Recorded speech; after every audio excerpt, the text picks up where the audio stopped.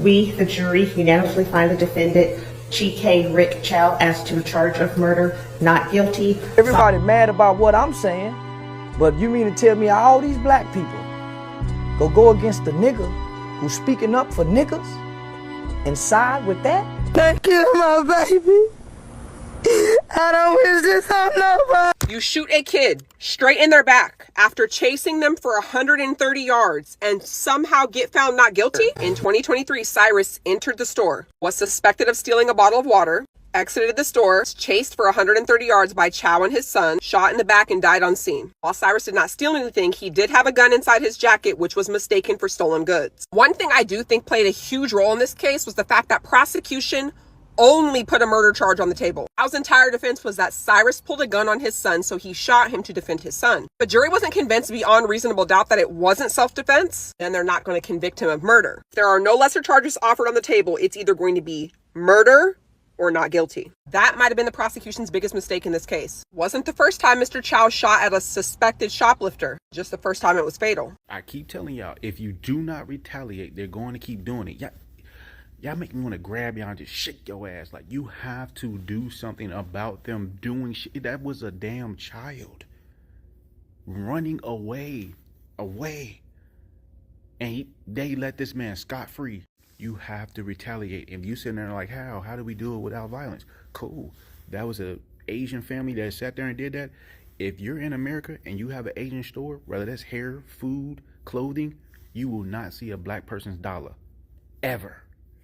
The second thing that y'all need to do, when we see shit like this happens, black people need to put all our money together.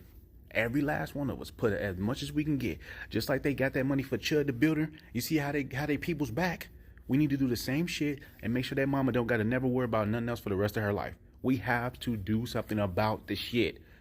Ain't no use of sitting in no comments, arguing with people, worrying about what the jury was. We have to react, and we have to react quickly, or the rest of the world will keep putting a fucking foot on our neck. Okay, so the store is broken into, as y'all see. Water bottles. That's what the little boy died because of water bottle. He stole a water bottle.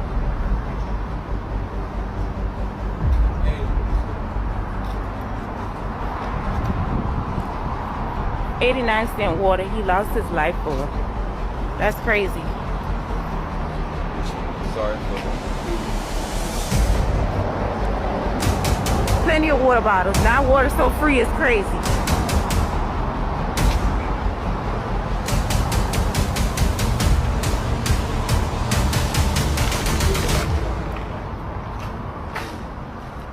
They stole all the cigars, the Newports, the lottery tickets, everything. Still on the ground. There's a whole case of Heineken still on the ground.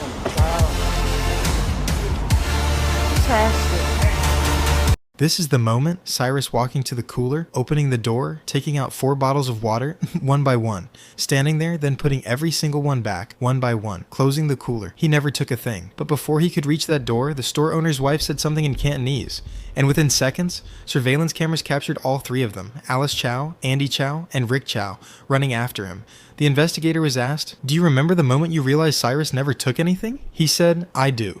Did Cyrus Carmack Belton ever brandish a firearm inside that store? The investigators answer, no. Did he ever point a laser at anyone inside that store? No. Has anyone ever said he did? No one. That testimony came from the investigator who sat inside Rick Chow's own back office the night of the shooting, watching the store's surveillance footage play out on Chow's personal laptop, with Chow himself operating every camera angle. He was then asked what Chow's reaction was, in that moment, whether anyone showed any emotion when they realized the entire confrontation. The chase, the shoe flying off, the fall, the shot, had started over something that never even happened. The investigators answer, "Not to my recollection." The jury then watched the surveillance footage themselves, slide by slide, camera by camera, every angle from inside that store. Alice Chow visible in frame, Andy Chow with his hat on backwards behind the counter, Rick Chow in a plaid shirt moving through the store, and Cyrus browsing the aisles, walking to the cooler, putting the water back, picking up his backpack, and walking toward the door.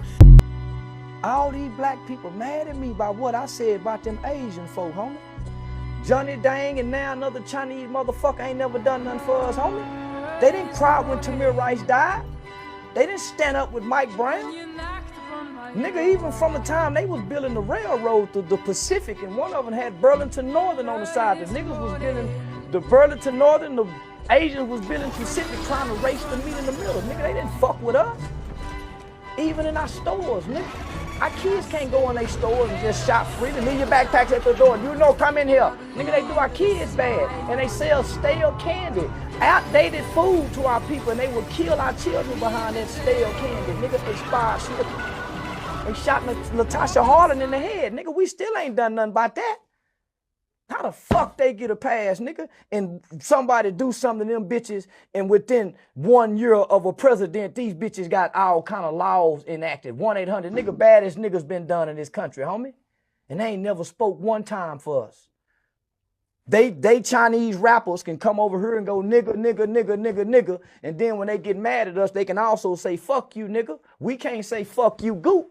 We don't even know how to speak their language to disrespect them.